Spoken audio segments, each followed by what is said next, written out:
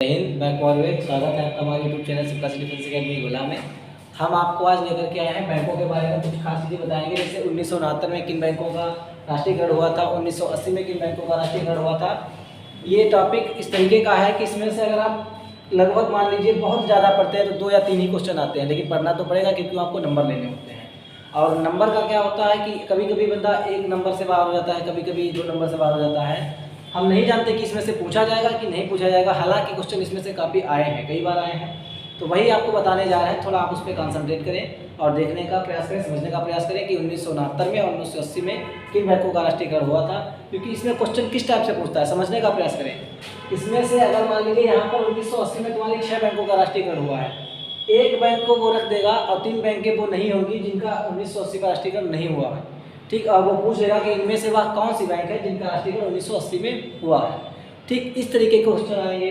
या फिर बैंकों को आमने सामने रख देंगे आपको और आपसे कहेंगे कि सुमेलित कीजिए, इस टाइप के आएंगे। आपको अगर पता होगा तो आप फटाक से इसको चेक करके चले आएंगे, अगर आपको नहीं पता होगा तो आप रह जाएंगे। इसलिए आपको क्लास में लेनी पड़ेगी क्योंकि आपको सही क्वेश्चन करना है, इसीलिए। ठीक है, तो आपको बताते चलें कि 1969 के राष्ट्रीयकरण में इलाहाबाद बैंक का राष्ट्रीयकरण हुआ था, बैंक ऑफ इंडिया का, तो बैंक ऑफ बड़ौदा, फिर बैंक ऑफ इंडिया और bank of Maharashtra, central bank of India, Canara bank, देना बैंक, समझते चलिएगा। उसके बाद इंडियन बैंक हो गया, फिर इंडियन ओवरसीज बैंक का हो गया, पीएनबी हो गया मतलब Punjab national bank, syndicate bank, UCO bank और union bank, united bank of India. इतनी बैंकों का राष्ट्रीयकरण 1969 मतलब 1969 में हुआ था। ये आपको याद करना है क्योंकि वो क्वेश्चन में मतलब ये इतने सारे नहीं देगा, इनमें से एक देगा या फिर इनमें से 4 रख देगा और कहेगा, वो 3 रख देगा और एक नहीं रखेगा, फिर कहेगा कि इनमें से वो कौन सा नहीं है इसका 1969 में राष्ट्रीयकरण नहीं हुआ था। ठीक, इतना आप देख लीजिए, समझ लीजिए। अगर आपको साथ मतलब आप स्क्रीनशॉट ले सकते हैं। दूसरा, उसके बाद में 1969 के बाद में फिर 1980 में फिर राष्ट्रीयकरण हुआ था, तो उनमें 80 में किस बैंकों का राष्ट्रीयकरण हुआ था उसको समझ लीजिए। 1980 में आंध्रा बैंक का राष्ट्रीयकरण हुआ था, फिर कारपोरेशन बैंक का राष्ट्रीयकरण हुआ था, फिर न्यू बैंक ऑफ इंडिया का राष्ट्रीयकरण हुआ, ओरिएंटल बैंक ऑफ इंडिया का राष्ट्रीयकरण हुआ, विजया बैंक का राष्ट्रीयकरण हुआ, पंजाब एंड सिंध बैंक का राष्ट्रीयकरण हुआ। ये आपकी 6 बैंकें हैं जिनका 1980 में राष्ट्रीयकरण हुआ था। आपको ज़्यादा कुछ नहीं, लेकिन हाँ 2-4 बार आप पढ़ेंगे तो याद हो जाएगा, लेकिन इतना मान के चलिए कि ये आपके लिए काफ़ी ज़रूरी है याद करना, क्योंकि पेट का एग्ज़ाम हो, चाहे यूपीपी का एग्ज़ाम हो, चाहे सीजीडी का एग्ज़ाम हो, इकोनॉमी से क्वेश्चन आ ही जाते हैं कहीं ना कहीं से। तो ये भी हम कह सकते हैं इकोनॉमी का टॉपिक है, लेकिन इसको अलग रखा गया है जीएस में। बैंकों का राष्ट्रीयकरण और बैंकीकरण, दुनियादारी, ये सब क्या होता है अलग से पढ़ा जाता है। इसके अन्य वीडियो हम आपको बताएंगे, लेकिन अभी कुछ मुख्य चीज़ें हैं जो कभी आ सकती हैं एग्जाम में, तो उनको रखा गया है। तो 1969 का आपने राष्ट्रीयकरण देख लिया, कौन कौन बैंकों का हुआ था। 1980 का आपने देख लिया, किन किन बैंकों का राष्ट्रीयकरण हुआ था। अब आपको बता दें कि 30 अगस्त 2019 का जो विलय हुआ था बैंकों का, उसमें किन किन बैंकों का विलय हुआ था और किस बैंक का मुख्यालय कहाँ पर है, उसके सीईओ 2019 में कौन थे, उसको हम जान लेते हैं। क्योंकि हो सकता है इसमें से क्वेश्चन आ जाए और आप क्लास ना लेकर के गए हो तो आपको बाद में पछताना पड़े कि क्लास ले ली होती तो शायद हम इनको देख लिए होते और हमारा 1 नंबर पक्का हो जाता। क्योंकि आप एक इस समय लड़ रहे हो, पूरे समाज से लड़ रहे हो, क्योंकि आपको नौकरी चाहिए है। नौकरी किस लिए चाहिए है तो आप जान सकते हो आपके आगे क्या क्या परिस्थितियाँ होंगी। आपको हम इसीलिए क्लासों को चला रहे हैं, बराबर से बच्चों को सुविधाएं दे रहे हैं कि आप घर बैठे देख लो। शिक्षा आजकल इतनी सस्ती हो गई कि कोई भी पढ़ सकता है, लेकिन बस बात है कि आप पढ़ना चाहते हैं कि नहीं चाहते हैं, आप पे डिपेंड करता है। स्किप मार मार के देखने वाले वीडियो को कभी समझ नहीं आएगा, ध्यान रखना। चाहे कुछ भी हो, आपको अगर समझना है तो उसको पूरा विधिवत तरीके से देखना पड़ेगा। उसका जैसे किसी बैंक का आपने राष्ट्रीयकरण आपको बता दिया है, किसी बैंक का विलय कैसे हुआ, आप उसका विश्लेषण कीजिए, उसको ध्यान में रखिए।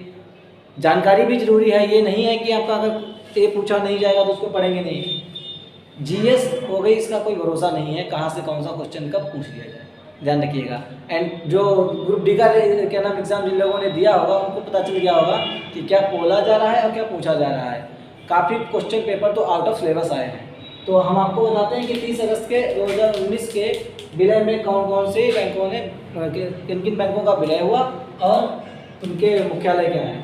तो स्टेट बैंक ऑफ इंडिया का मुख्यालय आपका मुंबई में है, जिसके सीईओ उस टाइम पे दिनेश कुमार खारा थे। ध्यान रखिए, state bank of India, SBI यहाँ पे लिखा हुआ है, इसका मतलब है स्टेट बैंक ऑफ इंडिया। इसका प्रधान कार्यालय मुंबई में है। इसके 2019 में उस टाइम पर सीईओ दिनेश कुमार खारा थे। ध्यान रखिएगा, कौन थे? दिनेश कुमार खारा। फिर आपकी एक बैंक है पीएनबी अर्थात Punjab national bank. Punjab national bank का जो मुख्यालय है, प्रधान कार्यालय, वो है न्यू दिल्ली में। और उस समय इसके जो सीईओ थे वो थे अतुल कुमार गोयल। ठीक, Atul Kumar Goyal. Oriental bank of commerce plus united bank of India, ध्यान रखिए, oriental bank of commerce, united bank of India, इन दोनों का विलय पीएनबी में कर दिया गया था। ठीक, पीएनबी के साथ इनका विलय हुआ। ध्यान रखिएगा, इनका विलय पीएनबी के साथ हुआ था। किसका? Oriental bank of commerce, united bank of India. समझ पा रहे होंगे आप। उसके बाद आपका है बैंक ऑफ बड़ौदा। तो बैंक ऑफ बड़ौदा बैंक का जो मुख्य कार्यालय है वो आपका पड़ेगा गुजरात में। कहाँ पड़ेगा? गुजरात में। और इसके जो उस टाइम के सीईओ थे वो सीईओ थे इनके संजीव चड्ढा। ध्यान रखना, संजीव चड्ढा। उसके बाद एक बैंक हमारी आती है Indian overseas bank. Indian overseas bank का जो मुख्यालय है वो है चेन्नई में। इंडियन ओवरसीज बैंक का मुख्यालय चेन्नई में, मुख्यालय चेन्नई में। ये कहाँ है? इसके उस टाइम पे सीईओ थी पार्थ प्रतिमा सेनगुप्ता। पार्थ प्रतिमा सेनगुप्ता, पार्थ प्रतिमा सेनगुप्ता। फिर आपकी आती है बैंक ऑफ इंडिया। तो बैंक ऑफ इंडिया का जो मुख्यालय है वो आपका पड़ेगा मुंबई में, मुंबई में। और उस समय पे उनके जो सीईओ थे वो थे राजकमल वर्मा जी, राजकमल वर्मा जी। फिर आपका आता है सेंट्रल बैंक ऑफ इंडिया। तो सेंट्रल बैंक ऑफ इंडिया का मुख्यालय आपका पड़ेगा मुंबई में। समझते चलिएगा, आपको ध्यान नहीं भटकाना है। सेंट्रल बैंक ऑफ इंडिया का मुख्यालय मुंबई में है। इसके उस टाइम पे सीईओ थे एमबी राव। कौन थे? एमबी राव। ध्यान रखिएगा, बहुत जरूरी क्वेश्चन है। फिर इंडियन बैंक आएगी आपकी, इंडियन बैंक। इंडियन बैंक जो कि चेन्नई इसका हेड ऑफिस है, मुख्यालय। और इसके जो तुम्हारे सीईओ थे वो थे शांतिलाल जैन, शांतिलाल जैन। ध्यान रखिएगा, शांतिलाल जैन। इलाहाबाद बैंक का इसमें विलय हुआ है। ठीक, इसका इलाहाबाद बैंक में विलय हुआ है। उसके बाद हम आपकी आती है केनरा बैंक। तो केनरा बैंक का मुख्यालय बेंगलोर में है। इसके उस टाइम पर सीईओ थे लिंगम वेंकट प्रभाकर, लिंगम वेंकट प्रभाकर। सिंडिकेट बैंक में इसका विलय हुआ है। ठीक, सिंडिकेट बैंक में इसका विलय हुआ है, ध्यान रखना, सिंडिकेट बैंक में इसका विलय हुआ।